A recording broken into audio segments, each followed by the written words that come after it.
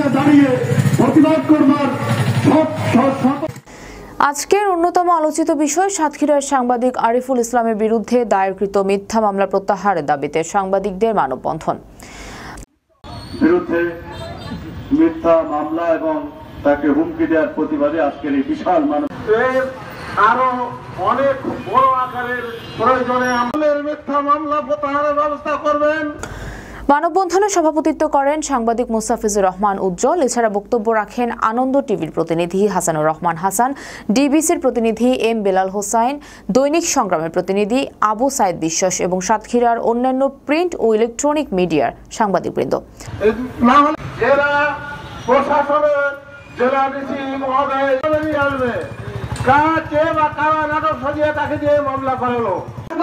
মানববন্ধনে দাবি জানানো হয় সাংবাদিক আরিফুল ইসলামের বিরুদ্ধে দায়েরকৃত হয়রানিমূলক ও ভিত্তিহীন মামলা ৪৮ ঘন্টার মধ্যে প্রত্যাহার করতে হবে।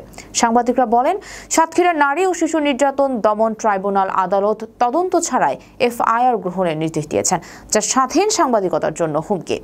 সাংবাদিক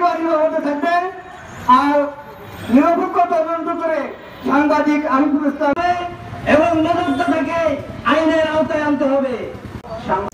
সাংবাদিক মহলের অভিযোগ, এই মামলার বাদী মাজেদা বেগম ও কথিত মদতদাতা আবু জাহিদ সোহাগ পরিকল্পিতভাবে সাংবাদিক আরিফুলকে হয়রানির চেষ্টা করছেন।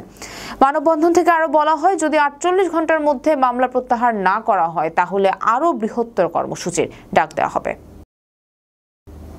সাতক্ষীরা থেকে আবু জাফরের রিপোর্ট।